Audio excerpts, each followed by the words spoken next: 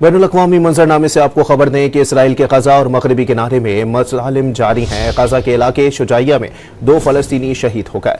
सेहूनी अफवाज ने गजा में फ़लस्तीनियों के लिए बिजली की फराहमी मुनक़ता कर दी। खान यूनिस और रिफा में अंधाधुंध फायरिंग से एक खातून जख्मी हो गई।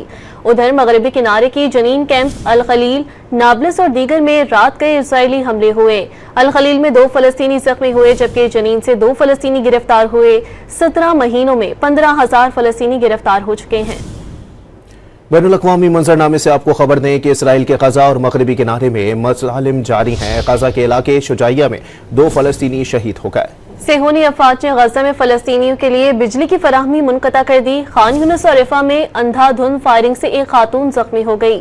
उधर मगरबी किनारे की जनीन कैंप, अल खलील, नाबलस और दीगर में रात कई इजरायली हमले हुए। अल खलील में 2 फ़लस्तीनी जख्मी हुए, जबकि जनीन से 2 फ़लस्तीनी गिरफ्तार हुए। 17 महीनों में 15,000 फ़लस्तीनी गिरफ्तार हो चुके हैं।